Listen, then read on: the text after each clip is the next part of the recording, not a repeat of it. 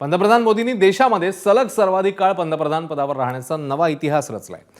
पंतप्रधान मोदींनी भारताचे पहिले पंतप्रधान जवाहरलाल नेहरू यांचा सलग 4399 दिवस पंतप्रधान राहण्याचा विक्रम मोडून काढला।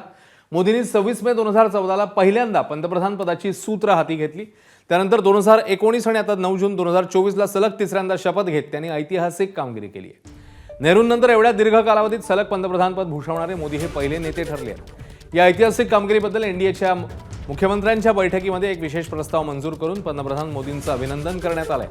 एनडीएच्या सर्व नेत्यांनी पंतप्रधान मोदींची भेट घेत त्यांचं अभिनंदन केलं। आपल्या राज्यातल्या खास भेटवस्तू नेत्यांनी मोदींना भेट म्हणून दिल्या।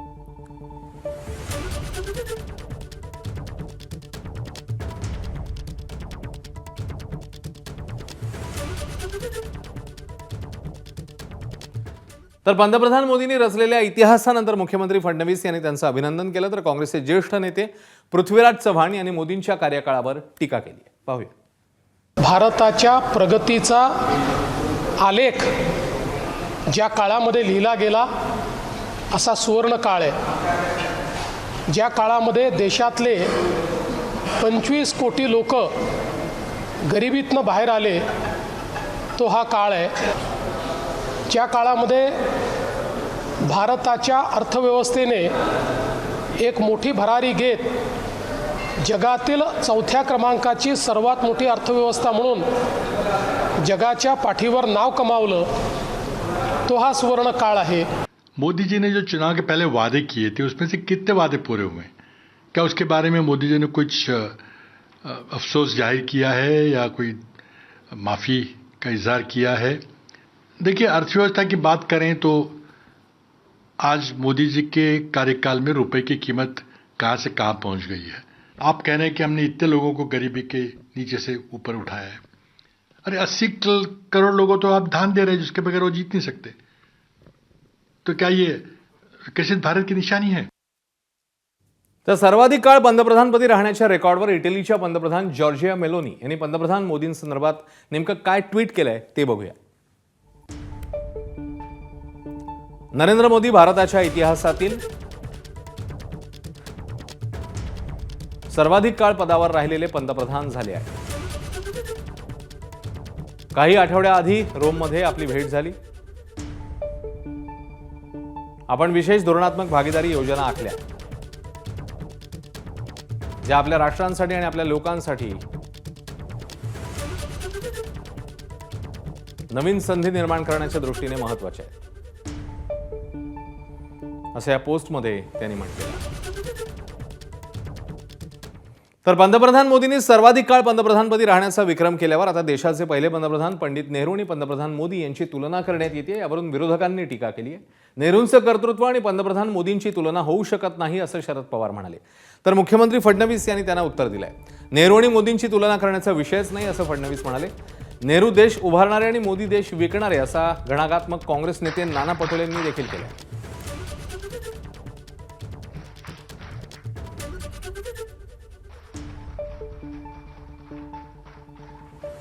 एका व्यवस्थाने अशा स्थितीत अशा नेतृत्वाची तुलना जवाहरलाल नेहरूंच्यावर केली। ठीक आहे, कुणी पंतप्रधान झालं त्यांना 2 इतकी वर्ष मिळाली, त्याचं महत्व आहे। पण ही स्पर्धा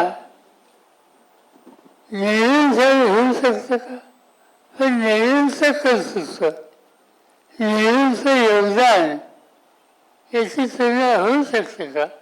नेहरूजींच्या काळात नेहरूजींनी जे केलं ते आपल्याला माहिती आहे।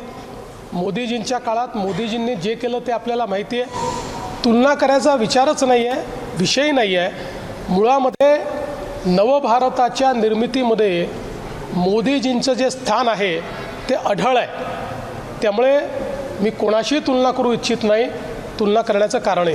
देशाचे लोकप्रिय आणि यशस्वी आणि आता म्हणेन मी विक्रमवीर प्रधानमंत्री नरेंद्र मोदीजी यांचं महाराष्ट्रातल्या 14 कोटी जनतेच्या वतीने शिवसेना पक्षाच्या वतीने मनापासून मी अभिनंदन करतो.